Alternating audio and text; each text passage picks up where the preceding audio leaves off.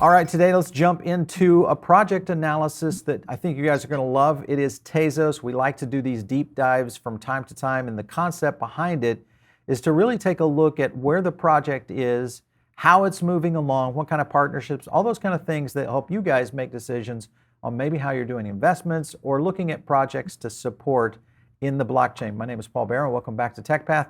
Joining me today is Mr. Arthur Breitman, who is one of the co-founders and leaders over at Tezos. Great to have you. Hey, thanks for having me.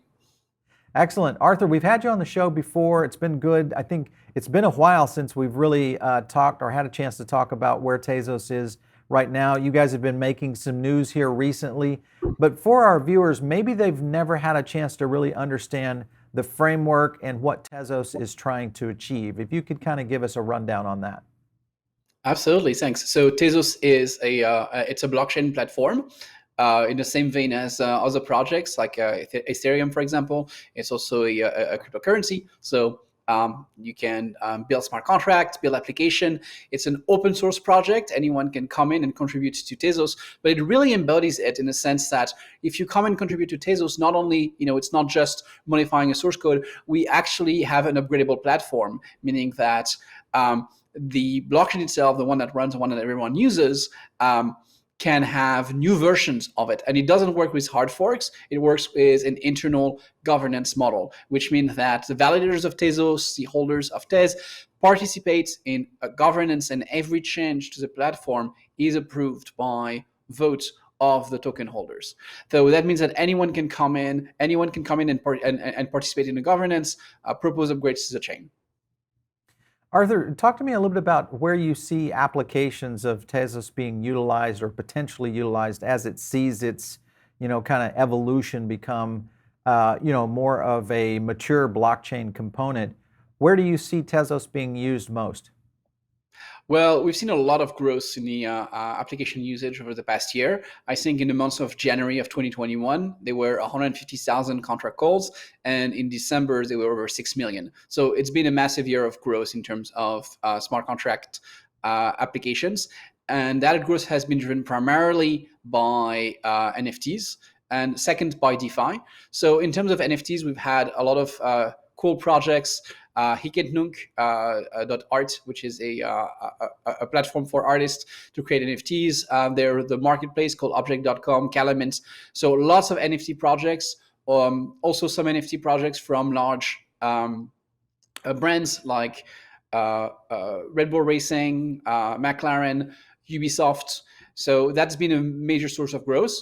We've also have some DeFi application, although that's still more nascent, I would say, on the Tezos chain. But there are some solid projects out there. Interesting. So I know that you guys just partnered with a leading esports organization. Talk to me about team vitality, kind of just the concept of how you see sports, especially esports, and also the evolution of where smart contracts are being utilized for NFT minting, things of that nature. How far do you think this can go into these kinds of partnerships for Tezos? Well, I think we've seen a lot of NFTs around artwork, and that is definitely a use case that's here to stay. There was a massive Tezos standard Art Basel, which got a lot of attention. Right. But the gaming space is, I think, a fantastic fit for NFTs, and we've seen it with the success of a few large NFT games this year. We've had an integration with Ubisoft, which is launching NFTs as part of Quartz on Tezos. EVE Online, also the massive online multiplayer role-playing game, also has NFTs on Tezos. And the benefit, I think the value of NFTs in games is that it's not just a collectible. You can actually use it in the game. You can participate. You can create this entire shared environment. So I hate to use the word metaverse because everyone likes buzzwords, but let's say it. Let's say metaverse. So that I think is tremendous. And of course, we've done some sports sponsorship. So doing esports sponsorship, which marries this gaming aspect, which I think is super relevant for blockchains, and right. the sports aspect is a great fit. Esports is growing like crazy. The demographics also of people interested in this in crypto in general and esports are very well aligned. So I think it's very exciting. Yeah, I'm looking at when I see just the evolution of, especially in terms of play to earn games, the metaverse, obviously some of the projects that we're seeing launched now on the metaverse, and really kind of the evolution of where that is going. Arthur, talk to me, what do you think, as a founder, someone that's worked in blockchain for quite some time, Tezos is really a very mature project, definitely not in what we've seen, a lot of these startups in layer one protocols in, say, the last 24 months. But when you look at the overall industry, blockchain in general, Web3, the evolution of NFTs really being utilized in digital ecosystems, do you think this is something that is sustainable? And do you think we'll see fairly good or massive adoption going in this direction in terms of, especially on NFT use? I think a lot of the, there's a wave of enthusiasm around NFTs, and I think a lot of the things that we see today around NFTs is not here to stay. Yeah. It's fair to say that there's a bit too much enthusiasm around some projects, but I think that I fault people for being a little too binary about it. They either say, oh, it's all odd hair and all these NFTs is all going to go away and disappear, and other people who say, no, it's a future, and what we see today is, of course, all going to stay. No, I think there's going to be a shakedown in the sense True. that we're going to see what makes sense, what doesn't make sense, which projects have actually substance and which don't. But if you ask me, is there going to be artwork minted on blockchains 10 year, 20 year from now, I am absolutely certain of that. Yeah. Gaming integration, all of that, I am absolutely sure that's here to stay. Are we going to see people, like buying JPEGs and, buying them for $100 in one day and then selling it for $1 million next month? No. Are we going to see people immediately, are we going to see people making a ton of money just because they played a game early? No. Some things are not sustainable. Some things are. Yeah, I think you and I are on the same wavelength here when it comes to where this evolution could go. I'm very optimistic about it just in terms of the use cases, especially for NFT applications on the blockchain. But I'm also somewhat pessimistic in terms of what you mentioned, and that is, to a certain level, we'll see some good projects that will come back out, and maybe they'll make the transition to licensing, things of that nature, gamification, all that kind of stuff, like what you see with Bored Apes. But the typical concept, this is very similar to what you saw in the early days of the internet. A lot of companies developing, only a handful will shake out and be the leaders in the future. I want to talk about smart contracts, NFT uses outside of the gaming ecosystem and moving into other instruments like financial instruments, data packets. We've seen projects like Arweave, other projects that are moving and going in that direction. What are your thoughts on how that could potentially really change a lot of major industries, whether it's medical, finance, legal, you name it? Where do you see that going? So there's NFT and NFT, and sometimes when people say NFTs, they mean digital collectible. That's generally how they use it. And then you could be more formal about it and say like, no, it's any tokenized representation on a blockchain. In which case you could do an NFT of anything. But in the latter case, there's not much of a difference between saying like, okay, so you're just using a blockchain. The fact that it takes a form of an NFT isn't really super interesting by itself. People say like, well, we'll do NFTs that represents like actual real estate. Okay, so sure, you can do that on the blockchain, and there's interest in that, but there's nothing specific about the NFT part of that. Okay, so you represented a title on a blockchain, that's great. So yeah, I think we're going to continue seeing some of that and access to links and all. But the interesting thing and the novel things to say, I would say, are around the digital collectible aspect, which is not to say that the other part aren't interesting, but they're quite different. Just because people are not getting excited about NFTs, people are getting excited right now about digital collectibles. That's what I would say. Yeah.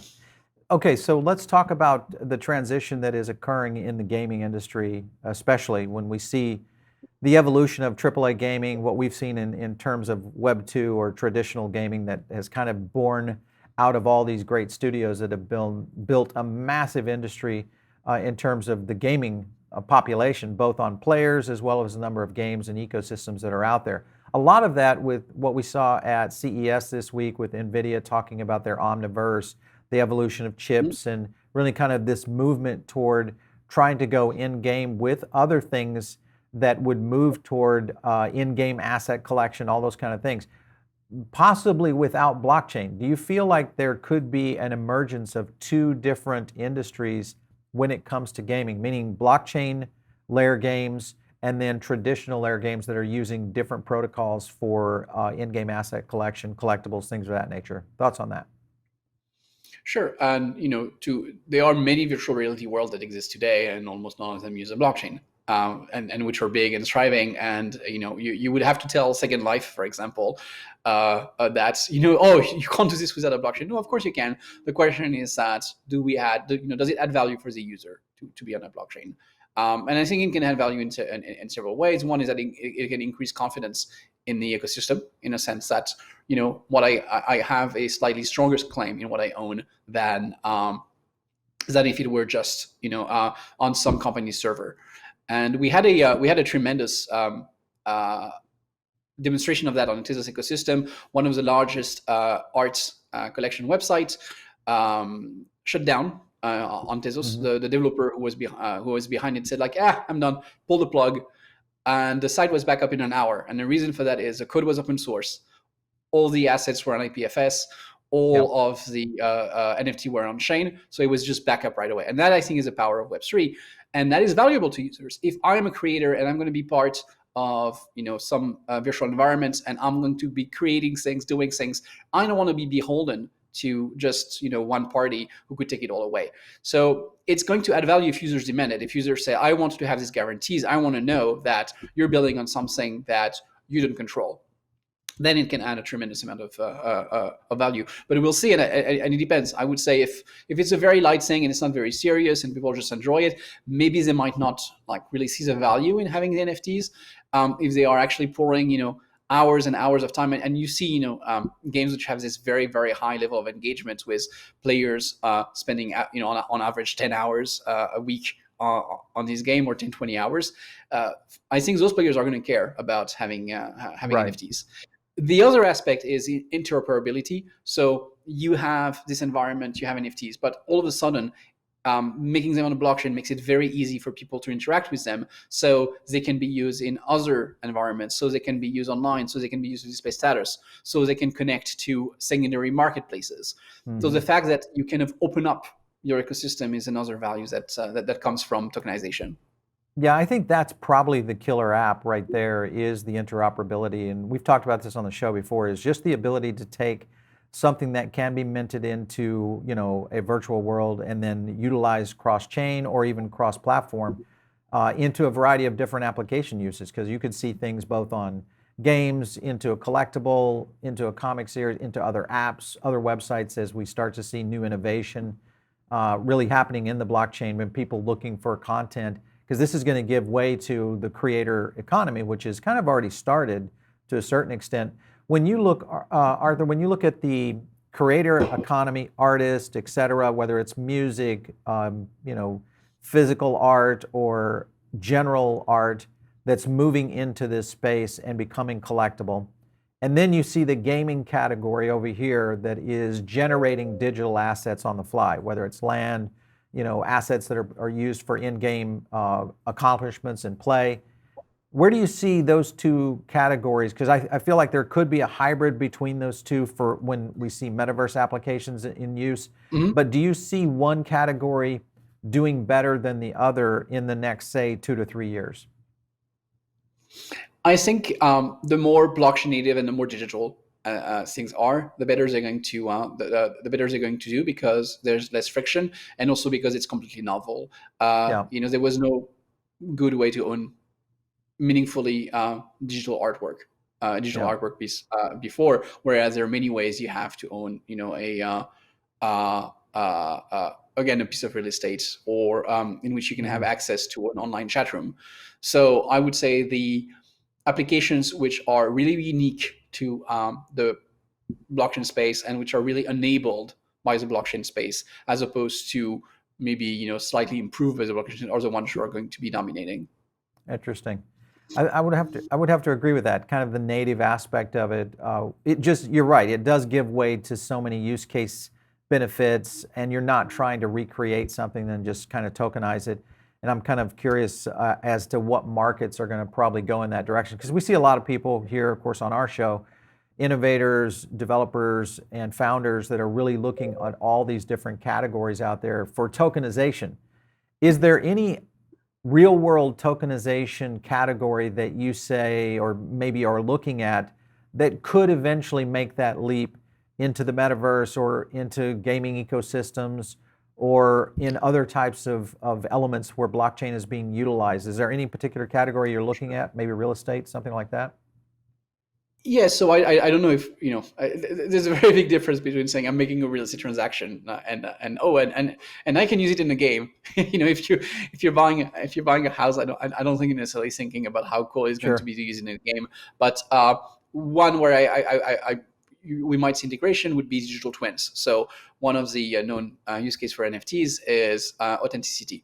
Now, of Yep. course, just because you have an NFT of something doesn't mean the thing is authentic, but if I buy a pair of sneakers, for example, or a handbag, and I get an NFT with it, then when I sell it on the secondary market, the buyer is going to say like, "Hey, if this is an original, you must have the NFTs that came with it. So if you sell me Yep. the NFTs that came with it, maybe you're selling me a copy and keeping the original, but at least I know you can't sell the original twice. So it doesn't prevent Yep. fraud completely, but it does make it very hard to profit from fraud if you have these digital twins.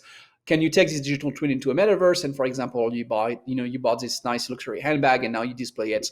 That I think we're definitely going to see luxury brands getting into virtual environments. Well, That will probably be an important hybrid use case, like you mentioned. yeah. I think you make a really good point there, and that is authenticity is going to be a situation, especially in the luxury band category, because you do see a lot of knockoffs, frauds, things that are happening, in the real world. The likelihood Mhm. of being able to connect blockchain to that for authenticity that's intriguing to me, because that would really help a lot, whether you're talking about Rolex or Louis Vuitton or any major brand that really has a significant value that is in essence an investment, to really kind of secure that. It'll be interesting to see some of the projects that are out there. What are your thoughts about some of these projects that are moving, that are taking, traditional high value art projects, tokenizing those for use cases in blockchain, and then basically giving people a chance to buy those? What are your thoughts on kind of that evolution? Because we could see that going in a lot of places. Yeah, tokenization of real world asset is super interesting, but I think then it's more from a financial perspective than anything else.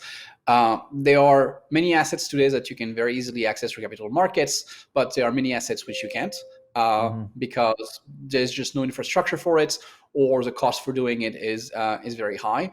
And tokenizing them is quite interesting. So it could be that you are doing an STO because you're a small business, you're not necessarily big enough that you're going to have any attraction on an exchange. You have a few private investors, but they would like to have the flexibility of using it on chain. There's a whole spectrum for STOs between I'm putting my cap table and I'm just like copying my cap table on a blockchain and Right. that's it, versus like no, everything that happens on the blockchain is binding and it's real ownership. On that end of the spectrum, there's a lot of things you can unlock. I think the value comes when you start being able to compose those applications with other DeFi primitives. So for example, I bought something in a small business, but also I have access to decentralized liquidity for it, or I have access to lending protocols so that I can Hmm. borrow against those private equity investments or real estate investments. I think there's value here. It hasn't really been unlocked in the sense that there's been STOs and there's been a lot of lending protocols, but they haven't really interacted with each other very much, with some notable exceptions, like Societe Generale 4, for example, has been doing things in this vein. I know Aave is, Maker has. So it's slowly getting there, but I think this is going to be interesting. Yeah. Well, you make a good point, is that the kind of the derivative side of it, or what we will see in terms of evolution around blockchain, is going to be interesting as we start to see use cases, especially in the investing side, because I think that's one thing that obviously has made, cryptocurrency so attractive to the masses. I shouldn't really call it the masses yet. We're not at critical and adoption yet, but we are seeing a lot of interest on early adopters in terms of being able to invest in these early stage projects. Essentially, it's much like if you look back in the 90s when we really saw the dot-com explosion, nobody Mhm. had a chance to invest in all those great companies that were being birthed at that period of time. Nowadays, that's Yeah. completely flipped and changed. So it's going to be interesting to see all that. Last question I have for you is what are your thoughts on DAOs? And let's just kind of explore where you see this going in the next, say, 18 months, 24 months. That was really interesting. I think that people don't necessarily think hard enough about the O part of the DAO, and organizations are not easy to govern. Governance rules are important, incentives are important, and I think you see a lot of DAOs which are kind of thrown together without really thinking about incentives. So yes, you have a DAO. What is the incentive for people to actually vote? What is the incentive for people to be involved? I think it's a little sometimes too naive to think that, oh, well, we'll have a DAO and people will vote. And a lot of people find that, well, yes, but are they actually going to be actively involved? If you look, for example, at a corporation, corporations don't work by shareholder vote on every single issues. They actually delegate. They have management. They have a lot of structure around it because it's not actually feasible to use a governance model on every single decision. Yeah. You have voter apathy. You have a lot of problems that come with it. And I don't see enough design in the governance of this DAO. So you have a problem with very low voting participation. There's a lot of things that go wrong. So you could look at Tezos itself as a DAO in the sense that we have a governance model that allow for choosing protocol upgrades, but we have very high participation rates. We have 60% participation rates, at least in votes. When the votes pass, they pass with over 80% supermajority approval. So there's a reason for that, because it's not designed naively. It's designed so that the people who vote are people who are also incentivized to pay attention to what's going on because they are the validators. There's a delegation model behind it. So there's a lot of layers and there's a lot of thoughts in the incentive model of Tezos. And it could seem like small things, but they're very important to get right. So I'm excited about DAOs, but people need to think a little more clearly about their governance before just rushing into it. That's a really good point. And I think that is something that people need to pay attention to as we start to see this, because it will be, I think this year we'll start to see a landslide of DAOs starting to come onto the marketplace. So I think people do need to understand really what that means in terms of how an organization is being set up. Arthur, let's talk about quickly on the future of Tezos. You guys have done some great partnerships. You had the Ubisoft, you've got the Rarible, you're moving into esports, integration. Any other programs or projects that you see coming that could really kind of expand kind of the Tezos footprint out there? I think the partner, these like high level partnerships are great, and I think they bring a lot of brand visibility and they give a lot of brand exposure. They also, I think, are great for user acquisition. It's a lot of people who have never heard necessarily about blockchain, smart contracts, or cryptocurrencies who are coming in the ecosystem. There's a lot of value to that. But the things I am generally most excited about are really grassroots projects that come out of the communities that just like launch and all of a sudden get distraction because you have a few passionate people behind it that are making it work. That's what I'm most excited about to see.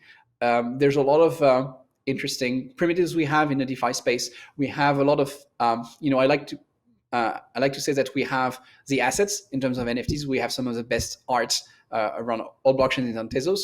And they are interesting DeFi primitives to do around collectibles. So I think we can be a great platform for that. There's a lot of research that's been going on into DeFi primitives around NFTs. There was a hackathon recently where participants built some of these primitives. So I'm very excited about what's to come in this area. Excellent. Arthur Breitman, great to have you on the show. Always love to get your insights and looking forward to see how Tezos continues to evolve. So thanks for stopping in. Thank you very much for having me.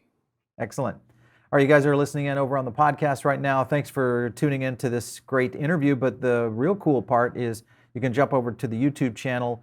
Just hit subscribe on Paul Barron Network. You'll find us over there. And of course, you can also jump into the Diamond Circle over there. It's where we drop all of our insights, a lot of our predictions, and also some of our deep dive research. So make sure and join. It's absolutely free. If you want to hit me up on Twitter, it's @PaulBarron. We'll catch you next time right here on TechPath.